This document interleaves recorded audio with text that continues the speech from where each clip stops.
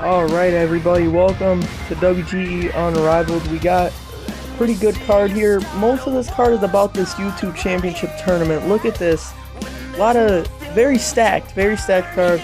And here's something that needs to be talked about. Backstage, Logan X would be setting up for his match, and just out of nowhere he'd be attacked by Nuzbek.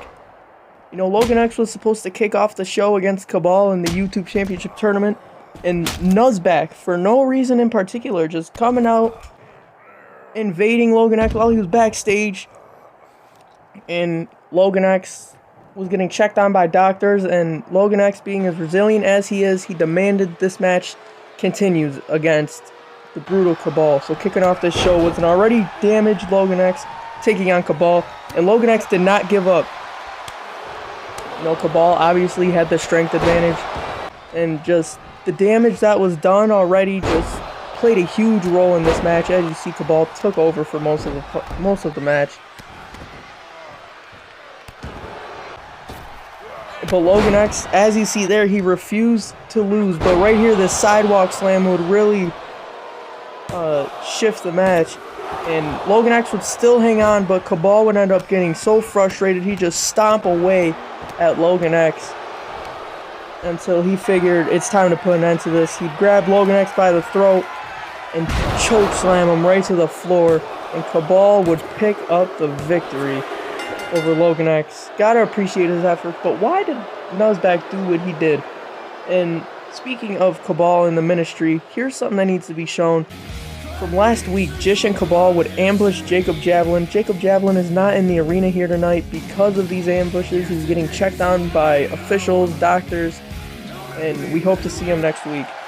But Christian Genn, a man who's still trying to get answers from Jordan King after forfeiting his YouTube championship, took on the Ministry's Kid Polo, and Reptile was in the corner of Christian Genn for some reason. But this match, pretty good, honestly. Kid Polo trying to make a name for the Ministry, trying to boost the Ministry's stock alongside his own, with Christian Genn trying to prove to Jordan King that he deserves a shot at the WGE title. You know, hitting impressive moves like this Spanish fly on Kid Polo. But Kid Polo would put up a good fight. I don't know why the referee was counting so slow here. Look at this, his T-bone suplex. And this is where things would come towards the end. Kid Polo would get distracted by Reptile for reasons that I don't know of. And this distraction would lead to Christian Genn making a recovery, sneaking up behind and hitting Kid Polo with a devastating curb stomp.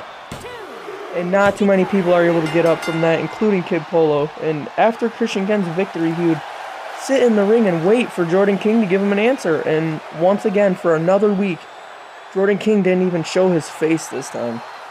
I don't know. Next up, we saw the former Unrivaled Tag Team Champions, Matt and Pat, coming out saying they deserve an opportunity at the Unrivaled Tag Team Championships, a rematch. And this is where things would get weird. Team-based, Dripley and Fahudi would say, you know, you had your opportunity last week and you guys lost. You guys lost the belts. So it's time for a new team to take over. Time for a new team to get new opportunities. And, you know, things would continue to get even crazier, as after Dripley and Fahudi would say that the team of Jet Jeffries and Jacob Baldwin, the judge Jacob Baldwin, the jester Jet Jeffries, would make their way to the ring saying they can beat both of them teams and they deserve a shot at the titles themselves. Because the Skulls have beaten both Matt and Pat and Team Base before. And then here would come the tag team champions themselves, the Skulls, and they would say, we'll take on all three of you guys. So now confirming at Summer Blast, all four of these teams will go at it for the tag team titles. I'm looking forward to that. And the Mutant, part of this YouTube title tournament, was taking on Xavier Thomas. And XZ has never defeated the Mutant in all the times they've went at it. So XZ is trying to make that change this time. And XZ, he's pulling out big moves like that. Look at that, from the top rope to the outside. But the Mutant obviously very tough. And he took over for most of the match, but XZ right here with these combos, that super kick, that clothesline, following it up with a very nice cannonball. And it would look like XZ was going to advance in the tournament, hitting a nice pop-up powerbomb. But Tommy Wilson would make his way into the ring, again distracting XZ. But XZ would stun Tommy, send Tommy packing, but that would give the Mutant an opportunity to capitalize, to recover, and hit a nice powerbomb on XZ. And just like that, the Mutant was able to advance to the next round. And moving forward into the YouTube title tournament, we saw another match between JTB, the free agent, able to go wherever he wants, taking on the Sea Creature. Now, this is probably one of JTB's most unique opponents, if I'm going to be honest. The Sea Creature. JTB didn't care, though. As we know, he was on Metal too, so double duty this week for JTB, taking on the Mutant. I mean, not the Mutant, taking on Sea Creature, but look at this, taking out Sea Creature.